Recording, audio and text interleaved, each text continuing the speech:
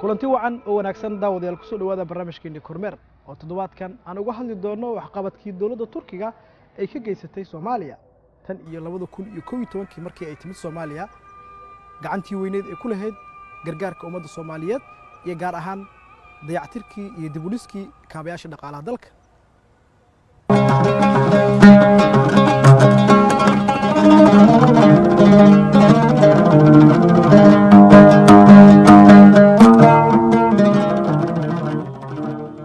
tan iyo markii uu xilka la wareegay xisbiga talada haya uu hogaamiyo madaxweynaha dalka Turkiga wuxuu xooga saaray xoojinta xiriirka dawladaha Afrika isagoo uu ka furay 39 safaaradood midda ugu weyn ayuu ka hirgeliyay dalkeena oo ah dal aad ugu dhow dalka Turkiga taariikh ahaan marka laga hadlayo doorka uu Turkiga ku leeyahay dalkeena ma ahan mid qarsoon 2011 ay ahayd markii dawladda Turkiga u soo gurmatay shacabka Soomaaliyeed xilligaasi oo abaar xoogan ay saameysay meelo badan oo kamid ah gobolada dalkeena. Ottoman Empire iyo intii ka soo horeysay 1300 ilaa 1700 dalkan waxa madax ka ahaa dawladda Ajuuraanka boqortooyada Ajuuraanka waaga dagaalo badan oo waaweyn baa lagu soo qaaday Yurub ku soo qaatay oo Portugiisku madax ka ahaa oo waday hoggaanka ahaa waagaas ay noo soo gurmadeen koow waagaas hub bay keeneen madaafiic bay keeneen difaac bay keeneen dooniyay keeneen dad bay aad bay noo caawiyeen mar labaadkeena caawiyeen waxa ay waagi Axmed Gurey dagaalkii Axmed Gurey isagana Zaylac awdal ka bilowday Itoobiya la dagaalamay waagana way noo soo gurmadeen waa 200 sano kadib waxa kale inoo soo gurmadeen waqtigii Sayid Maxamed Cabdulla Xasan isagana hub bay u keenay jireen waagi la dagaalamay dadkan Turkiya waa dad walaalo ah oo qaaliya oo dhiigeena ah oo wax badan inala qabtay gurmadkaasi ma ahayn mid ku eg oo kaliya in cunno iyo dawo loo keeno shacabka Soomaaliyeed laakiin waxa uu ahaa mid intaasi ka qira weyn macno weyn ku fadhiya booqashadii madaxweyne Erdogan oo ku yimid dalka waxa ay ahayd booqasho adduunka fariin loogu diray laguna muujinayay in dalku yahay mid la tagi karo waa runta wixii ka horeeyay 2011 adduunku waxa uu hilmaansanaa Soomaaliya sanadka wixii ka dambeeyay waxaan aragnay in dunidu ay Soomaaliya hilmaamayso iyadoo wadamo iyo hay'ado caalami ah ay Soomaaliya xarumo ka furteen laakiin su'aalo waxa laga keeni karaa ma qabteen wixii looga baahnaa sida daraadeed waxaan ugu baaqaynaa caalamka in ay Soomaaliya taageeraan si ay uga baxdo dhibaatada ay maanta ku jirto madaxweyne Erdogan markuu prime minister ka ahaa 2011 waa kii soo gurmaday markii adduunku inoo iman way dadku dhamaadeen 200 qof buu wato delegation xaaskiisa wato يعني dadkii waa aragteen siday ahaayeen dadkii markay intay soo qaataan ilmaha u qaabsan ee wax walba qabteen Erdogan ayaa ahaa hogaamiyihii ugu horeeyay ee soo booqda Soomaaliya in ku dhow 20 sano si uu meesha uga saaro wararka been abuurka ah oo ay baahiyeen dawlado dana gaar ka laha arrimaha Soomaaliya booqashadii Erdogan iyo afadiisa waxay soo jeedisay indhaha caalamka waxayna ahayd bilowga Soomaaliyada cusub waana mid keentay in adduunku xaqiiqsado in dalkeenu uu joogo xilligii loo gurman lahaa gurmanayay dhowr boqol sano ka hor ujeedo kama lahayn shalay markii uu ilaa 77 soo gurmanayay ilaa sayidkii waqtigiisii ujeedo kama lahayn dadka walaalihiisa muslimiinta aniga say ila tahay dadka walaalihiisa muslimiinta inuu gurma hadeer maalin dhaweed waxaan arkayaa madaxweyne Erdogan oo ilmeynaya oo ka ilmeeyay arintan waxa weeye ilaahay qof uu siiyay inoo soo walaal adag oo ilaahay ina siiyo naxariis iyo maaragtay garaad ba ilaahay ku manaystay marka ujeedo uu ka leeyahay ma jiro wadankiisu waa wadan European waa wadan NATO ku jira waa wadan wax walba haysta Afrika meeshuu rabo ka degi karaa meeshuu rabo ka qaadan karaa basis meeshuu rabo ganacsigiisa geyn karaa meel bana waa geeyaa waxay bilowday dawladdiisu inay fuliso balanqaadyadii uu sameeyay madaxweyne Erdogan taasi oo la magac baxday mataaneynta Muqdisho iyo Istanbul haddii aad tahay ruux ku nool dal ay halakeeyeen dagaalo sokeeye kuna soo wajahdo xaalad caafimaad oo qatarteeda leh dunida inteeda kalena aad kala go'daan naftu waxay kugu qasbaysaa inaad isku dhiibto geeri laga badbaadin karo sida kaliya aad uga hortagi karto waa inaad heshaa dal ku soo gurmada kaalana shaqeeya xarumahaaga caafimaad ee kan waxbarasho si lagaga badbaadiyo jahligan iyo cuduradan isbiirsaday waxqabadka dawladda Turkiga ee ku aadan dhanka adeega bulshada waxaa ka mid ah dhismaha isbitaallo iskuullo iyo laamiyo isbitaalkii digfeer ee degmada hodan waxaa loo qalabeeyey loona dhisay habka ay u shaqeeyaan isbitaallada casriga ee dunida hore u martay dowladda Soomaaliya ayaa ugu abaalgudday inay ugu magac darto samafale Rajab Tayyip Erdogan isbitaalka Erdogan markii deputy prime minister ku yimi wuxuu kamid ahaa meelaha aan anigaaba la dhagax dhigay sawiradii meelba way yaalaan waxaan aad ula yaabay inta mashruuc aanan ogeynay socotay dawlad ahaan anaga cabinetka maalintii waa isweydiiyay anaa weydiiyay maalintii ay naga noqdeen hal maalin bay joogeen markay noqdeen subaxii dambe shirkii golaha wasiirada anaa gudoominayay wasiirada saaxiibada waxaan weydiiyay inay la socdaan wax mashaariic ah oo Turkigu dhulka ka wado qof wada garta waa la waayay waxaan u sheegay inaan dhagax dhignay digfeer iyo masaajidkii laga agdhisay waxaanan kula taliyay cabinetka markaas inaan magaca ka bedelo digfeer oo aan u bixino madaxweynaha Erdogan magaciisa siino waa laygu raacay gacanta loo taagay aad ba halkaas aan ku baas gareyna marka wuxuu ahaa arrin aan ku faraxsanayn waxay noo qabtay abaal gud ahaan baan ugu qoray inaan saameyno hadda waxaynu ku tilmaami karnaa isbitaalka ugu weyn geeska Afrika marka la eego tayada qalabka yaala iyo dhaqaatiirta ka howlgasha oo intooda badan ay ka soo jeedaan dalka Turkiga oo in isbitaal quality-giisa iyo standardkiisa sareey ay noo dhiseen isla markaasna ay noo tababareen shaqaale tayadu sareyso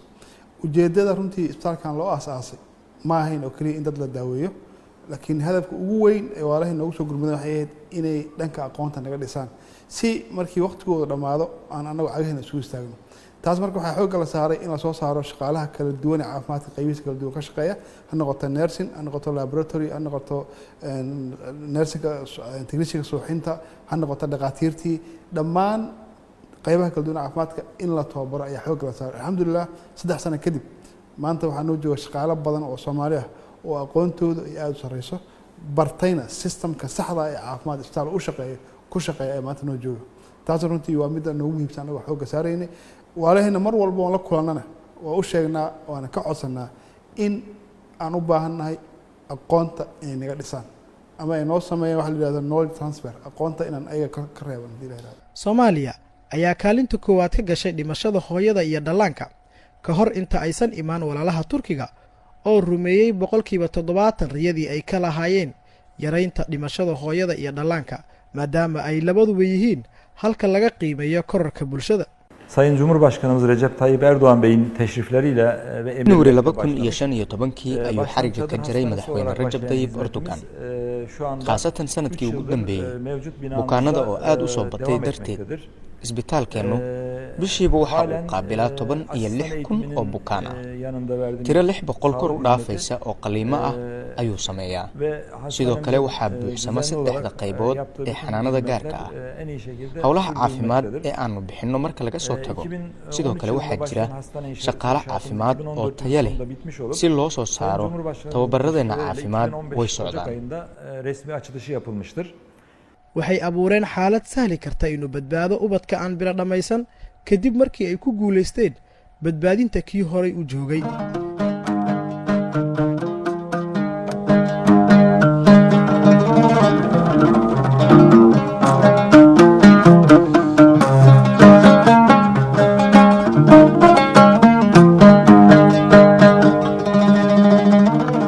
Turkiga waxa uu durbadiiba bilaabay inuu siiyo deeqo waxbarasho 1,200 oo arday ayna u ahayd fursad weyn injiilka Soomaaliyeed loona qaado waxna ku soo bartaan dalka Turkiga intaasi kuma ekaanin oo kaliya Turkiga waxa uu dalka ka hirgeliyay fursado waxbarasho si ay uga faa'iideystaan bulshada gudaha ku dhaqan una helaan waxbarasho tayeysan waxayna dhiseen iskuulo waafaqsan nidaamka caalamka wax looga barto xarunta waxbarashada Anadol waxaa la aasaasay 2013 iyadoo iska kaashanayaan labada muassasadood ee kala ah Zamzam Foundation iyo IHH hay'ad la yiraahdo oo Turkish ah xaruntaasi ujeedka loo dhisay wuxuu ahaa in gacan lagu siiyo danyarta Soomaaliyeed gaar ahaan agoonta ku nool magaalada Muqdisho sanadkaas 2013 ilaa haddana si habsami leh ayay u shaqaynaysay howsheeduna si fiican ayay u socotaa tirada guud ku nool xarunta ee agoon ahaan haddii la yidhaahdo 231 agoon ayaa jiifta oo saddexda waqtina halkan raashinkooda ka qaata iyo daaweyntooda intaba khamiista iyo jumcaha ayay ku laabtaan guryahoodii say maalmahaasi ula soo qaybsadaan noloshooda ehelkoodii iyo farxadda ciyaalkoodii xaafadda inkastoo halkan ay farxadooda ku haystaan sidoo kale xaruntu maadaama ay tahay xarun weyn oo ka faa'iideysan karaan dad aada u ballaaran hay'adda Zamzam waxay go'aamisay in arday barnaanka ah loo ogolaado taasna waxay keentay in ay hadda dhigtaan tiro aada u badan oo ilaa 250 arday oo gaaraysa hay-adaha khayriga ah ee ka soo jeeda dalka Turkiga ayaa ku tabarucay naf iyo maal waxayna ilaa haatan gacanta ku hayaan masruufka iyo waxbarashada dhalinta aabayaashood ku waayay dagaaladii sokeeye يعني هيدو waxay qabato kuma koobna kaliya agoonta intaan ku jirto 231 ah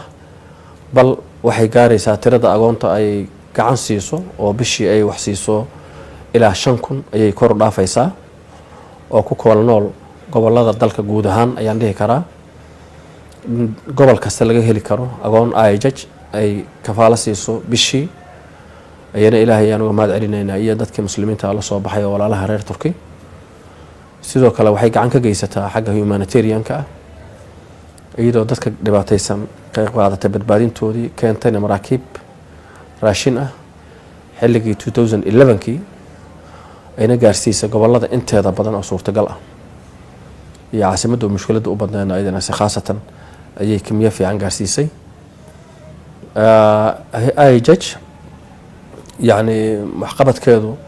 inta kuma sii koobnaan dhan walba oo dhibaato ka jirto haday ahaan lahayd horumarinta bulshada haday ahaan lahayd gacansiinta agoonta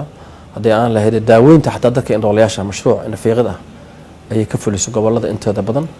oo ayana xawaahay loogu soo celinayo aragoodii xawaahay IHH يعني waa ma sha Allah aan leenahay waana u duceeyaan shacbiga Soomaaliyeed meel kasta ay joogaan helidda wadooyin laami ah oo ay ku kala gooshaan dadka iyo gaadiidka intaba waxay lafdhabar u tahay kobca dhaqaalaha dalka taa oo ku dhiirigelisay ganacsatada Soomaaliyeed inay soo rartaan maraakiib wada shixnado konteenar ah iyagoo isticmaalaya wadooyinka ay dayactireen ama ay dhiseen dawladda Turkiga waxay dib u dhis ku sameeyeen wadooyinka dhaxmara caasimadda dalka taasi oo soo celisay rajadii dad badan ay ka lahaayeen in Muqdisho maalin uu soo ceshan doonto maqaamkii dunida inteeda kale ay ku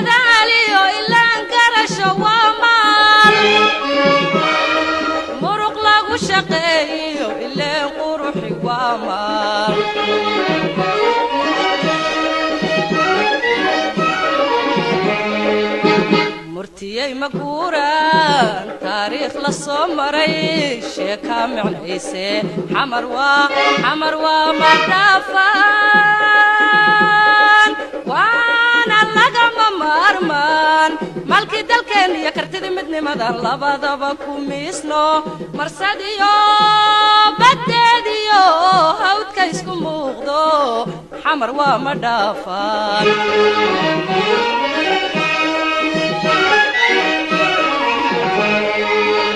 murtiyay maguura taariikh la soo maray sheeka macnayse xamar waa madafaan waana lagama maarmaan malkii dalkeen iyo kartidii midnimadan labadaba ku miisno marsadiyo baddeediyo hawdka isku muuqdo xamar waa madafaan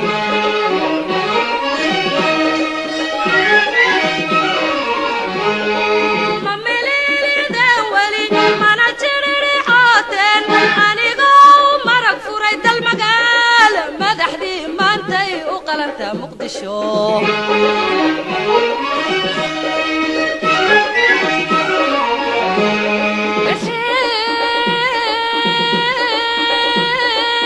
ويا سمري يدا معنيسو سندكيبا موجدو بقول المشروع نفط محبة قليوي مدنتا سما اسمو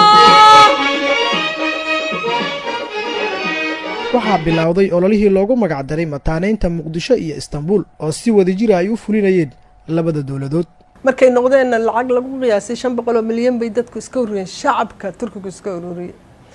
si dariiqyo laynoogu dhiso nolosha laynoogu soo celiyo wax walbana maaragtay laynoo saa laydarkii bay inoo shay magaalada way inoo nuureen waa aragteen hadda gurigan ku jiraan sanadku iyagaa dhisay dariiqyada inta laga iyagaa dhisay cusbitaalkan Erdogan iyagaa dhisay markii uu yimi 2013 deputy prime ministerka oo dhigayga ahaa aniga ku qaabilay airportka anigu ma ogeyn dawladuna ma ogeyn cidina lama soogan baaxadda mashaariicda ay wadeen waqtiga labadaas sano dhexdooda ilaa 12 mashruuc baan daawo eegnay qaar warshado yihiin soo saara tuubooyinka iyo qarab qaar iskuul yihiin Soomaaliya kaliya kama taageerno arrinka ku saabsan gargaarka ee waxaan sidoo kale xoog saarnaa barnaamijyada horumarineed kuwaas oo laga arki karo meel kasta hadda waxaan rabnaa inaan waxqabadkaasi kordhino waxyaabaha aan qabanayno waxaa kamid ah in aan meel ay ku shaqeyso u dhisno hay'adda duulista hawada iyo in aan urur kamida ururada shaqaalaha u dhisnay xarun ay ku shaqeeyaan magaalada Jowharna waxaan ka hirgelin doonaa mashruuc la xiriira waraabinta beeraha iyo sidii looga faa'iideysan lahaa biyaha webiga waa mashruuc aad u ballaaran waxaan filaynaa inaan dhawaan ka hirgelin doono kadib rajo soo celintii Turkiga waxay hurdada ka kicisay kuna dhiirigelisay inay hantidooda geliyaan ganacsatada Soomaaliyeed waxaana bilowday dibdhis xoog leh iyaga oo ka faa'iideysanaya qalabka iyo cilmiga qubarada ka socotay dalka Turkiga cusbitaalka iyo masaajidka ku dhagan waan dhagax dhignay iskuulka loo marinada waan dhagax dhignay waxaan soo furnay ilaa 4 iskuul oo kale waxaan furnay iskuul kale oo aan beeraha tijaabada dhalinyarada miyiga inta baadiyaha ka keenaan meelaha dhibaatada shabeellooyinka iyo la baro sida wax loo beero irrigationka marka dariiqyada aragteen bay dhisay marka waxa weeye lama qiimeyn karo Turkiga intay inoo qabteen cid lamida oo inoo isku soo gurmatay ilaa 800 sano ma jirto yani abaalkoodana weligeed ma gudi karo madaxweyne Erdogan maliyun goor baan u mahadnaqaynaa shacabka Soomaaliyeed walaalaha Turkiya wax weyn ilaa taariikh waa la xasuusnaan doonaa dib u dhiskii Turkiga uu ku sameeyay airportka waxay qasabtay inay ku dhiiradaan dad badan oo soo laabtay dalka waxaana bilowday duulimaadyo caalami ah oo ay ugu horeyso shirkadda caalamiga ah ee Turkish Airways shirkadda Favori waa shirkadda dhistay airportka inoo dhistay dawladda Turkiga waa dawladda garab istaagtay oo wax kasta la qabato horumarka aan gaarnay runtii kaalin weyn dawladda Soomaaliya gaartay kaalin weyn ka gaartay ka geysatay marka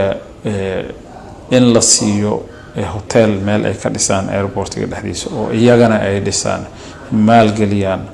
dakhliga ka soo galana qayb ka mid ah oo dawladda dib ugu soo noqdo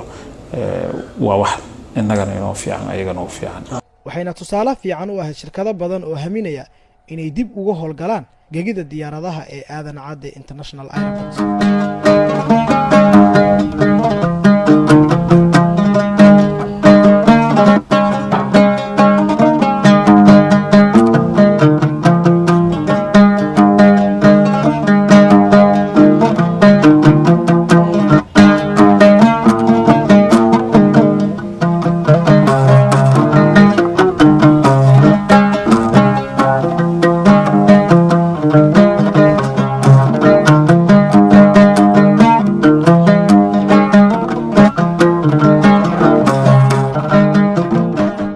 muqdisho ayaa qayb ka ah meelaha dowladda Turkiga waxqabadkooda uu ka muuqdo maadaama ay dekadu tahay meesha ugu badan ee wax laga soo dejiyo waxayna qoodisaa in ka badan 12 milyan oo qof oo ku nool dalka dacaladiisa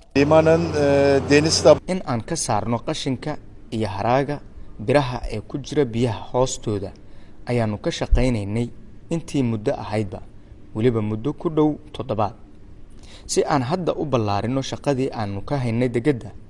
waxaa inu soo gaaraya mar dhow qalabkii lagu qaban lahaa shaqadaas oo qaadan doonto muddo bil ku dhow Turkiga hortiis dekadu way adkeed inay ku soo xirtaan maraakiib caalami ah kadib markii ay isbiirsadeen dib u dayactir dekada iyo wadooyinka waxaa suura gashay in ganacsatada Soomaaliyeed soo rartaan maraakiib wada konteenaro waxaa shaqo badan ka helay dad xirfadlayaal ah oo ku shaqayn kara qalabka casriga ah ee la keenay, halka ay kuwo kalena ku waayeen shaqooyinkooda, waxaana saameyn ku yeelatay teknolojiyadii la adeegsaday, taasi oo sababtay in laga maarmo in la dhabar jebiyo qof bini'aadana laguna xamaalo culays uusan xamili karin.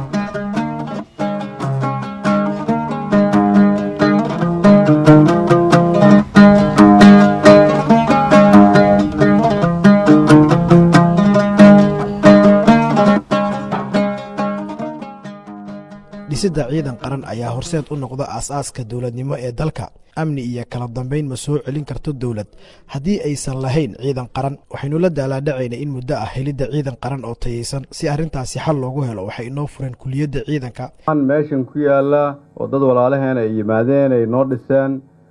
ay diyaarna u yihiin inay noogu tababaraan ciidamadeenna oo qaybtii ugu horreysa halkan ay fadhiyaan,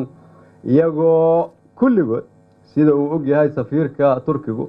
ay yihiin dad Soomaaliyeed oo ka kala yimid dhulka Soomaaliyeed oo dhan, inay yihiin ciidan Soomaaliyeed oo ka kala yimid inta u dhaxaysa Lowcadde iyo Raskamboni, inay tahay tallaabo cusub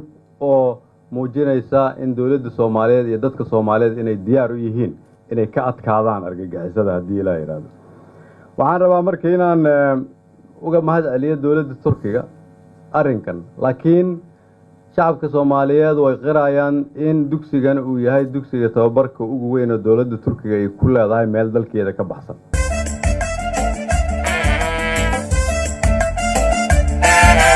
Soomaaliya Turkiya Turki Soomaaliya Turkiya Turki Soomaaliya iki kardin birlikti duruyor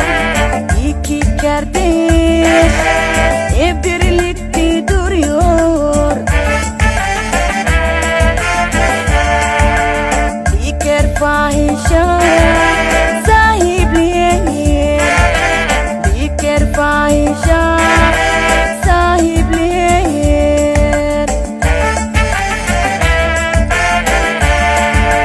Somaliya Türkiye ve Turki Somaliya Türkiye ve Turki Somaliya iki kardeş birlikte duruyor iki kardeş birlikte duruyor diker fahişe sahibliğe diker fahişe sahibliğe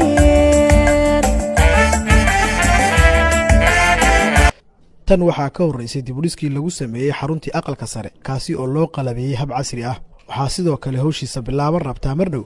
dibudhis lagu sameynaya xaruntii baarlamaanka oo haatan burbursan. muddaba waanaan arkay warkan wasiirka ah xitaa design loo sameeyey oo rabeen inay sameeyaan, oo wasiirkii safiirkii hore ee Turkiga noo keenay markii madaxweyne xasan sheekh uu madaxweyne ahaa iyo aniguna wasiirkaagu noo wada keenay annagoo wada joogna. marka qorshahaas ugu jira muddo dheerna ugu jira, haddana waxaan filayaa inay dhaqso u bilaabi doonaan. 2 sannadood baanaan maqlayba dhismihiisu qaadanaya.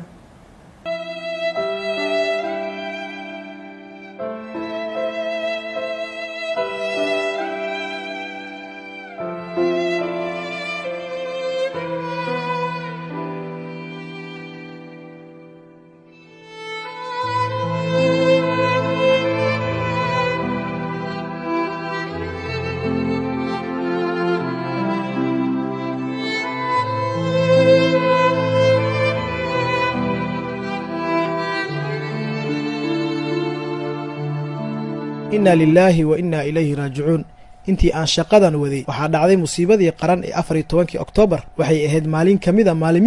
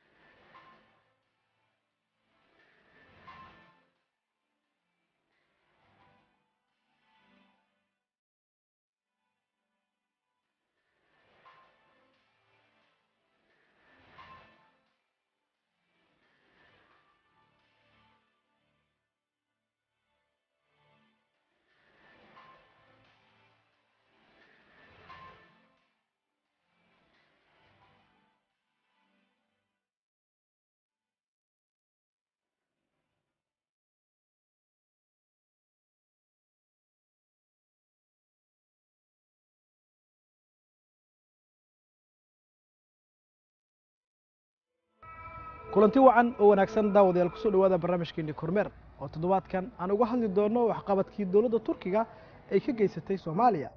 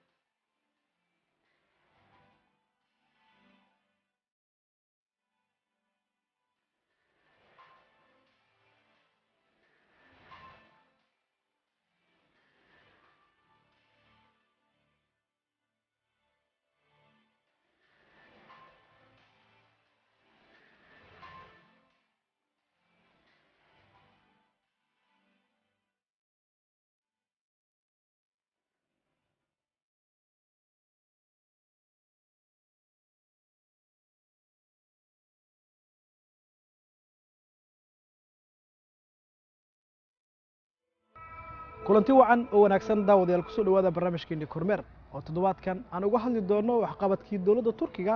ay ka geysatay Soomaaliya tan iyo 2011 markii ay timid Soomaaliya gacantii weyneed ee ku lahayd gargaarka ummadda Soomaaliyeed iyo gaar ahaan dayactirkii iyo dib u dhiskii kaabayaasha dhaqaalaha dalka.